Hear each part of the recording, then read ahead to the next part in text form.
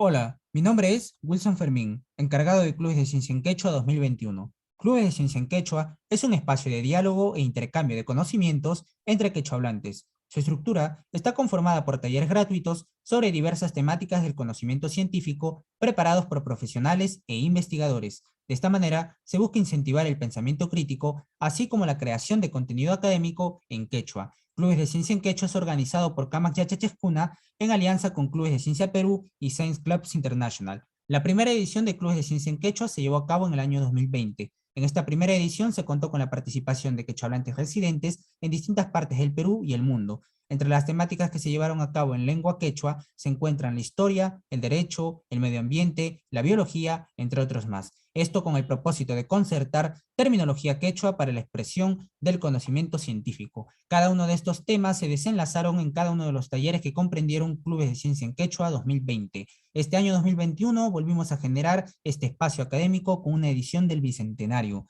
El objetivo de esta edición fue empoderar a los participantes para que creen contenido en quechua por sí mismos, mediante la escritura de ensayos académicos sobre los conocimientos locales o de cualquier área académica. Para la presente edición tuvimos a participantes del Perú y de países como Argentina, Ecuador, Estados Unidos, Reino Unido, entre otros. Asimismo, en esta edición del Bicentenario, contamos con la participación de estudiantes de nivel secundaria, universidad, posgrado y profesores de diferentes áreas del conocimiento.